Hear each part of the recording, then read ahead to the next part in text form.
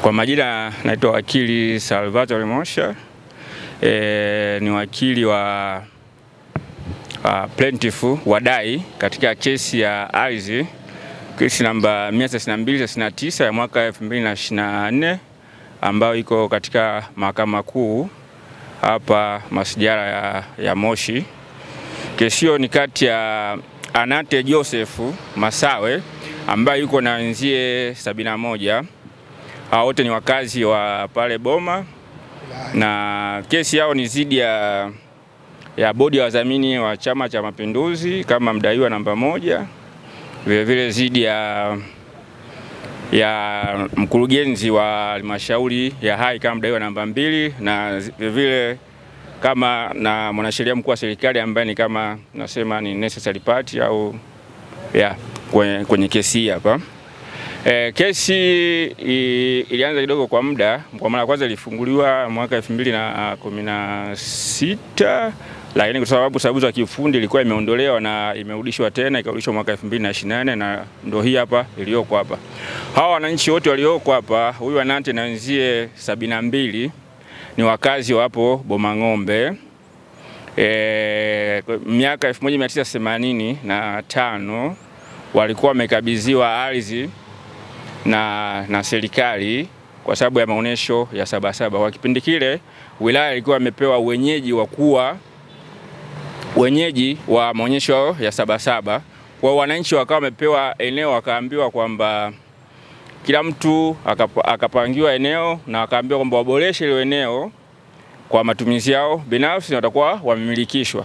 Kwa toka miaka hiyo wakawa wanaitumia ile eneo bila ugomvi wowote wala kuingiliwa na mtu yote, mpaka alipofikia kwenye miaka hapo ya 2010 katikati, ikaja wakagundua kwamba wao kama wao wanaonekana kama ni wavamizi ile eneo, na wakaambiwa kwamba kuanzia sasa waanze kulipa kodi kama wapangaji, kitu ambacho sasa kiliwashtua.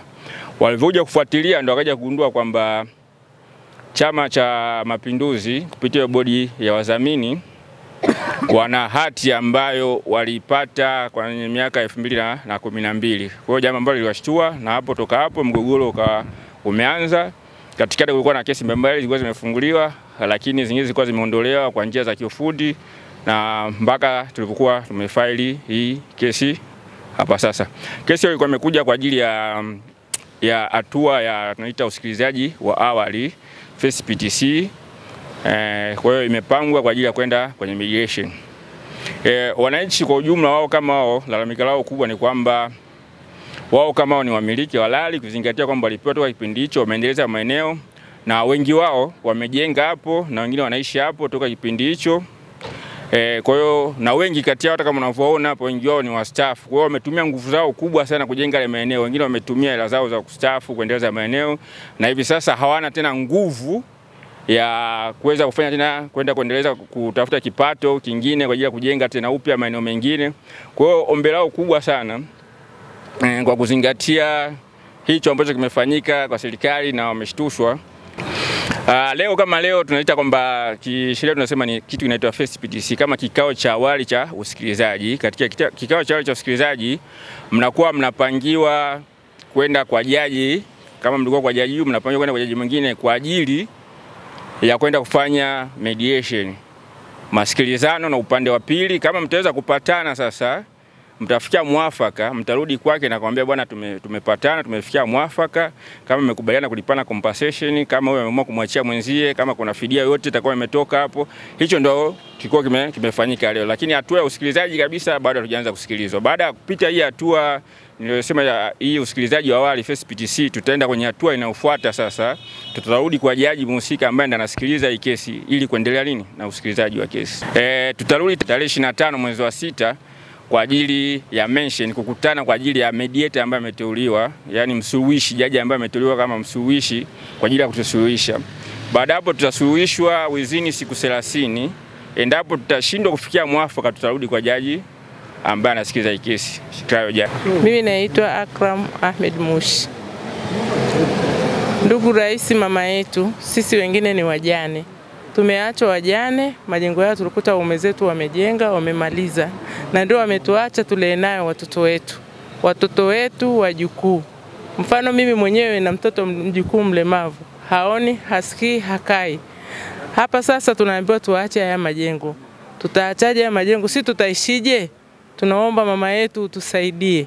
Tunakuomba sana utusaidie matatizo haya. Tumeathirika kwa kiasi kubwa sana. Hatuna uwezo wa kuja mahakamani.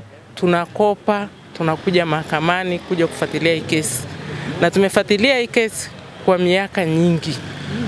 Ni kwamba tunanyanyasika kiasi fulani. Sisi haswa tunanyanyasika, haswa sisi wajane tunanyanyasika. Kuna watu wazee, kuna watu walemavu, kuna watu nini, wote tunategemea hiyo jengo. Ndio inayetupatia riziki yetu na watoto wetu na wajukuu wetu.